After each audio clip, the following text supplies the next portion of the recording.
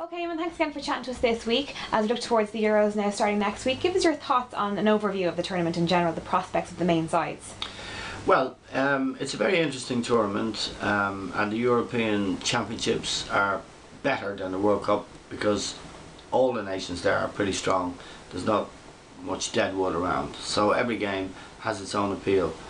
I think Spain are the favourites. I think there are reasons to oppose in betting terms, or to have question marks about the major contenders. Spain, because I think there are two major clubs who provide all their players, or most of their players. Real Madrid and Barcelona had very hard long seasons. They were both knocked out in the semi-final of the Champions League. There's been a lot of difficult games between Madrid and Barcelona. The harmony may not be in the camp, and also that group of players have played consistently every summer. This will be their third major championship they're trying to win in a row, which has never been done. There may be fatigue in the Spanish camp, and there may not be the harmony that was there before. But they're unknowns, really. But I still think Spain deserve to be favourites, and they will be there at the closing stages for sure. Germany, again, they've got 7 or 8 Bayern Munich players in the team. Bayern Munich had a terrible experience losing the final of the Champions League to Chelsea on their own pitch. I think that will have sapped their morale. There are doubts about the fitness of Schweinsteiger, who's a very important leader in the team. Germany, of course, in major championships always have to be taken extremely seriously, and this German side will, I think, give a good account of itself, although they're in a very tough group to begin with. The other favoured side, I think, is Holland. Holland got to the final of the World Cup in South Africa. They've got the same squad of players. They probably have 10 of the 11 who started in South Africa in the final on the pitch for their games. Robin van Persie's had a marvellous season at Arsenal. Very powerful player. They have probably the best midfield player in Europe, Wesley Sneijder.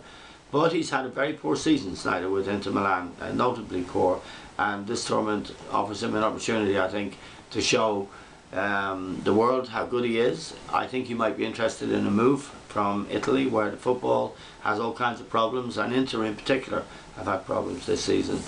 They are the major contenders in my view, and I think England I wouldn't give a chance to at all of contending for the trophy.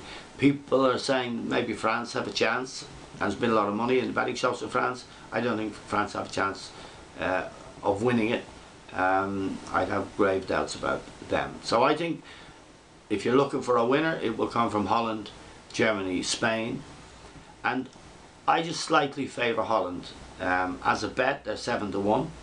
I think they're in a tough group with Germany, Portugal and Denmark. Now that is a really tough group. I believe whoever comes out of that group is going to be seriously concerned and will get to the final, because they will play a team from what I think is quite a weak group in the quarter-final. So I would believe Holland and Germany will come out of that group, and I think they'll both be well placed to get to the semi-finals. I think people are saying, well, what outsider would you favour?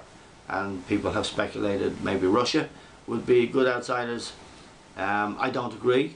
I don't think Russia have a hope of winning the tournament. Now this is a tournament that has been won by outsiders in the past. Greece won it in 2004. Denmark have won it in the past, a very small nation. And some people believe, and Liam Brady is one of them, that maybe Croatia, who are our opponents in the first game, will be an outsider to watch. I'm not convinced about that, but they're quite a big price, I think around 33-1, and maybe if you're looking for an outsider, that would be the bet, and you'd have some consolation then if they beat us in our opening game. Okay. I think Ireland will do better than expected. I think we have a very good chance of getting out of our group and into the quarterfinals, which will be an extraordinary achievement. We're 9-2, 4-1, 9-2 to do that, and I think that's a very good bet. So the two bets I would recommend at the moment, I'd recommend Holland to win the tournament, Ireland to get out of the group at 4-1, and I would say another interesting bet, and it's a big price, 12-1, is Holland and Spain to play each other in the final. Now, that would be a repeat of the World Cup final in 2010, and it would be a great match, of course. So that's roughly how I see the tournament working out. Okay. There are other bets too. There's a market for player of the tournament. Now, Wesley Sneijder of Holland is 20 to 1. I think that's a great bet.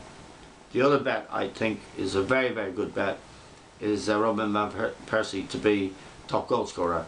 Okay. Again, that's 10 to 1. So they'd be the bets I'd advise.